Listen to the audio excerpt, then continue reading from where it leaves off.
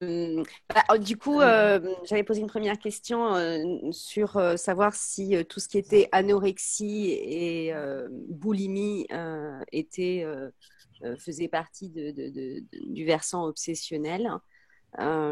Et la deuxième question, et du coup, si on doit répondre qu'à une, la deuxième m'intéresse peut-être plus.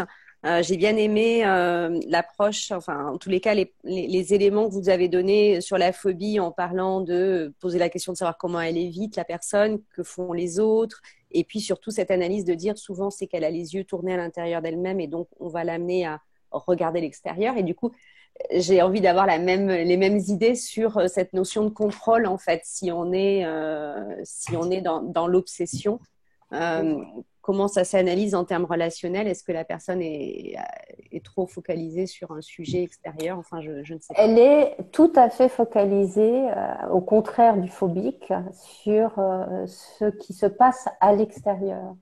Et donc, sur le fait d'agir, vous voyez, que ce soit en se distrayant, que ce soit en se confrontant et puis finalement en butant contre l'obstacle qu'elle essaye de repousser. Et donc, du coup, ben, quand ça devient un peu trop fatigant, vous voyez, c'est vraiment là une confrontation. Donc, soit par une rationalisation, soit par le fait d'anticiper. Quand on est plutôt sur le versant obsessionnel, vous voyez, on pense comment on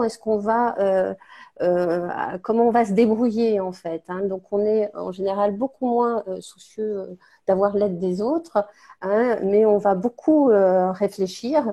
Et en général, c'est assez efficace jusqu'au moment où ben, ça marche pas si bien que ça. Alors, donc, du coup, ben, on a besoin parfois de se reposer. Donc, on va se distraire.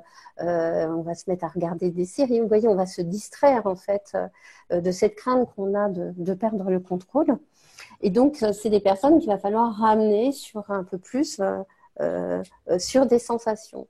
Donc, c'est des personnes qui sont beaucoup dans le contrôle puisqu'elles agissent. Vous voyez, c'est la tentative de contrôle devient paradoxale par de fait, quand on regarde les actions qu'elles mettent en œuvre pour tenter d'avoir le contrôle, qui dans un premier temps fonctionnent, mais dans un deuxième temps, évidemment, sont contre-productifs, ça devient paradoxal. Et, euh, et donc, avec cette personne-là, on va être beaucoup moins directif et on va en revanche faire en sorte d'être beaucoup plus dans une communication, vous voyez, circulaire, on pourrait dire, par rapport à leurs troubles, afin qu'elles soient plus en contact déjà avec la sensation, plus en contact, vous voyez, et c'est ça qu'on va essayer de stimuler dans l'interaction avec ces personnes-là.